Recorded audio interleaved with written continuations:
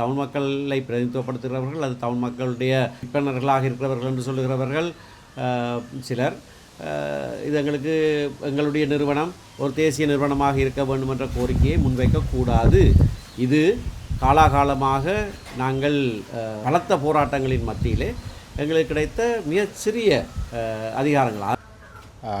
தமிழரசுக் கட்சியும் ஜனநாயக தமிழ் தேசிய கூட்டணிக்கு முறையில் தொடர்ந்து நடக்கிற பேச்சுவார்த்தைகளின் அடிப்படையில் இன்றும் எங்களது சந்திப்பு நிகழ்ந்தது. பல்வேறுபட்ட விஷயங்கள் தொடர்பாக நாங்கள் கலந்துரையாடி இருக்கிறோம். முக்கியமாக அதிகார பகிர்வு தொடர்பாகவும், அதே போல் புராதன சின்னங்களுடைய பாதுகாப்புகள் தொடர்பாகவும், ஏனைய அரசியல் நிலவரங்கள் தொடர்பாகவும், இப்பொழுது வடகிழக்கு தமிழ் கட்சிகள் மற்றும் மலையக தமிழ் கட்சி, முஸ்லீம் கட்சிகள் உள்ளடக்கிய அந்த 6 கட்சிகளினுடைய ஃபோரம் சம்பந்தமாகவும் இப்படி பல விடயங்களை நாங்கள் சந்தித்து பேசியிருக்கிறோம். இதில் முக்கியமாக தமிழ் மக்கள் நீண்ட காலமாக போராடி அவர்களுக்கு சில அதிகாரங்கள் கிடைத்திருக்கின்றன. அந்த அதிகாரம் என்பது 13வது திருத்தச் சட்டத்திற்குள் கொண்டு வரப்பட்ட அதிகாரங்களாக இருக்கிறது. அது மாகாண சபைக்கு உரித்தான அதிகாரங்களாக இருக்கிறது. இந்த மாகாண சபைக்கு கிடைத்த அதிகாரங்களை எந்தவித காரணம் கொண்டும் அரசாங்கம் பறிமுதல் செய்யக்கூடாது என்பதும், அது மாத்திரமில்லாமல் வடக்கு கிழக்கில், குறிப்பாக வடக்கு கிழக்கில் இந்த மாகாணங்களுக்கு ஒதுக்கப்பட்ட அதிகாரங்களை மீள ஒப்படைப்பது என்று அதிகாரிகளோ அல்லது வேறு எவருமோ அது தொடர்பாக அப்படி பேசுவது தவறானது என்பதையும் நாங்கள் அவர் சகலருக்கும் சுட்டிக்காட்ட விரும்புகின்றோம். ஏனென்றால் அண்மையில் சில பிரச்சனைகள் நடந்திருக்கிறது. மன்னாரில் இருக்கக்கூடிய பேஸ் ஹாஸ்பிட்டல் அல்லது மாவட்ட வைத்தியசாலையை திரும்ப மத்திக்கு கொடுக்க வேண்டும் என்றும், அதேபோல் உங்களுக்கு தெல்லிப்பளையில் இருக்கக்கூடிய பேஸ் ஹாஸ்பிட்டலை மத்திக்கு கொடுக்க வேண்டும் என்று போன பல்வேறுபட்ட கருத்தாடல்கள் நடந்திருக்கிறது. அவை உண்மையாகவே ஒரு சட்டவிரோதமான விடயங்கள், கான்ஸ்டியூஷனுக்கு ஜாப்புக்கு மாறுபட்ட விஷயங்கள். ஆகவே அப்படியான விஷயங்கள் பேசுவது தவிர்க்கப்பட வேண்டும். அதே போல் பாடசாலைகள் எடுத்தாலும் தேசிய பாடசாலைகள் என்ற ஒரு விடயம் பேசப்பட்டது. இப்பொழுது அட்டர்னி ஜெனரல் டிபார்ட்மெண்ட்டிலிருந்தே சொல்லப்பட்டிருக்கிறது, தேசிய பாடசாலைகள் என்று எடுப்பதற்கு தங்களுக்கு சட்டத்தில் இடம் இல்லை என்று சொல்லியிருக்கிறார்கள். ஏற்கனவே எடுக்கப்பட்ட பாடசாலைகள் தேசிய பாடசாலைகள் என்ற கேட்டகோரிகள் இல்லை, அவற்றை நாங்கள் விடுவிக்கிறோம் என்றும் அதற்கான சேக்குலர் அனுப்பப்பட்டதாகவும் கூட கூறுகிறார்கள்.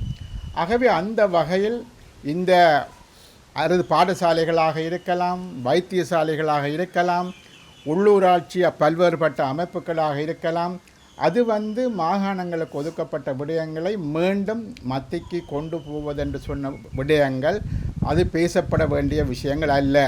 அது தமிழ் மக்களுக்கு இப்பொழுது கிடைத்திருக்கக்கூடிய அந்த கொஞ்சம் உரிமைகளாவது காப்பாற்றப்பட வேண்டும் என்று நாங்கள் பொதுவான ஒரு விடயத்தை எல்லோர் மத்தியிலும் நாங்கள் கேட்டுக்கொள்ள விரும்புகின்றோம்.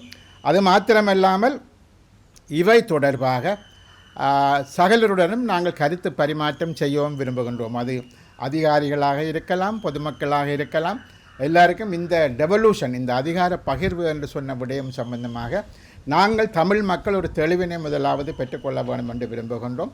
ஆகவே அது தொடர்பாகவும் நாங்கள் பல விஷயங்களை பேசியிருக்கின்றோம். இவை தவிர ஏனைய சில விஷயங்கள், முக்கியமாக இந்த 6 கட்சி கூட்டணி மற்றும் 6 கட்சி ஃபோரம், அது கூட்டணியாக, சில பேர் அதனை கூட்டணி அலையன்ஸ் என்றெல்லாம் சொல்லுகிறார்கள். இது 6 கட்சிகள் சந்தித்திருக்கக்கூடிய ஒரு ஃபோரம். அவர்கள் மிக தெளிவாக தங்களது கருத்துக்களை சொல்லியிருக்கிறார்கள். இந்த 6 கட்சியும் இலங்கையை பொறுத்தவரையில் சிறுபான்மை தேசிய இனங்களாக இருக்கக்கூடியவர்கள் தங்களது பிரச்சனைகளை நாங்கள் கூட்டாக சந்திக்க வேண்டும். அதில் முக்கியமாக மாகாண சபை தேர்தல்கள், அதே போல் புதிய அரசியல் யாப்பு, எல்லோருக்கும் இருக்கக்கூடிய காணி பிரச்சனைகள் போன்றவை முக்கியமானவென இனங்காணப்பட்டிருக்கின்றது. அதனை நாங்கள் எல்லோரும் வரவேற்கின்றோம். ஆகவே அதில் பிழை பிடிப்பதற்கு எங்களை பொறுத்தவரையில் எதுவும் இல்லை. நாங்கள் கூட்டாக என்னென்ன செய்ய முடியுமோ, செய்ய முடியாதவற்றுக்குள் கால் வைப்பது என்பதிலும் கூட கூட்டாக என்ன செய்ய முடியுமோ அதனை செய்ய வேண்டும் என்று யோசிக்கின்றோம்.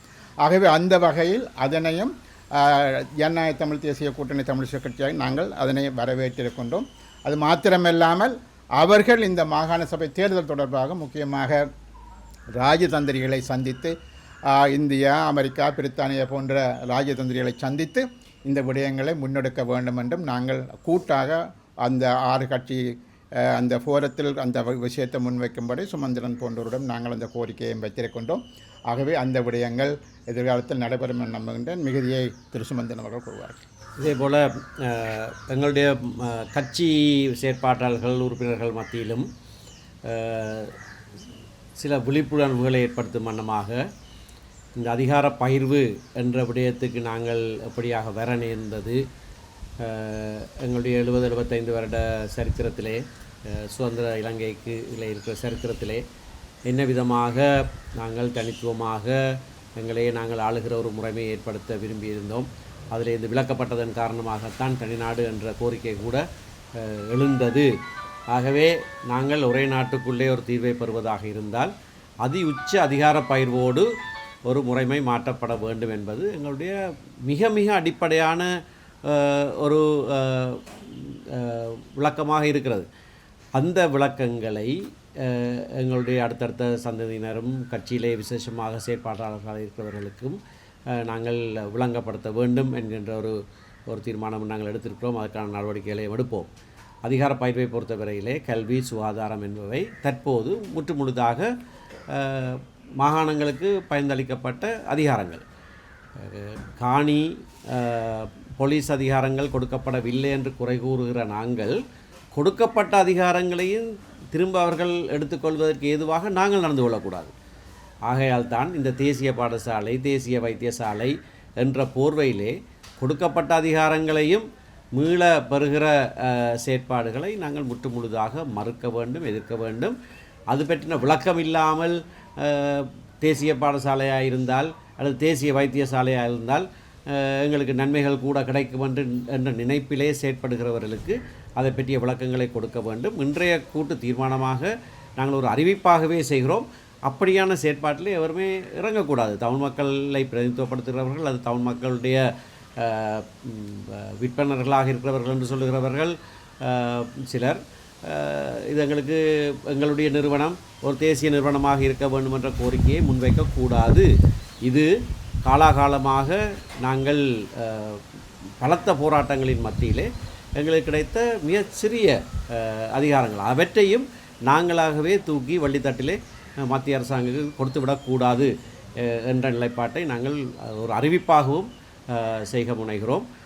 அதற்கு மேலதிகமாக திரு பிரேமச்சந்திரன் சொன்னதைப் போல இந்த 6 கட்சிகள் சேர்ந்த இந்த தளத்தை, இந்த மேடையை நாங்கள் எதற்காக பாய்க்க போகிறோம்? எங்களுக்கு இருக்கிற வேறுபாடுகளை பற்றி பேசுவதற்காக அல்ல, நாங்கள் இணங்குகிற விஷயங்களை சேர்ந்து சொல்லுவது என்பதுதான் அதில் இருக்கிற முக்கிய கருப்பொருள்.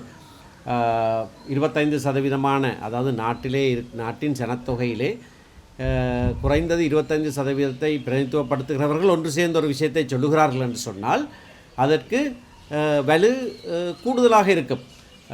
அடமந்து கொடியும் திரண்டால் முடுக்கு என்று சொல்வதைப் போல நாங்கள் இணங்குகிற விஷயங்களை நாங்கள் சேர்ந்து குரல் எடுப்பது முக்கியமானது. அதிலே மாகாண சபை தேர்தல் உடனடியாக நடத்தப்பட வேண்டும் என்பதும், அதே போல் புதிய அரசியல் யாப்பு உச்ச அதிகார பயிர்வுடைய புதிய அரசியல் உருவாக்கப்பட வேண்டும் என்பதும், எங்களுடைய மக்களுக்கு ஒவ்வொருவராக இருக்கிற காணி பிரச்சனைகள் தீர்க்கப்பட வேண்டும் என்பதை நாங்கள் முதலிலே முன்னிறுத்தியிருக்கிறோம்.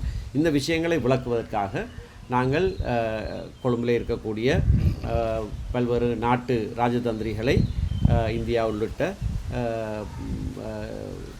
ராஜதந்திரிகளை சந்தித்து அவர்களுக்கு இந்த விளக்கங்களை கொடுக்க வேண்டும் என்று இன்றைய கூட்டத்திலே எடுத்த முடிவை அந்த 6 கட்சிகள் தளத்துக்கு நான் எடுத்து சொல்லுவேன். அந்த விடயங்களை நாங்கள் முன்னெடுக்க தயாராக இருக்கிறோம்.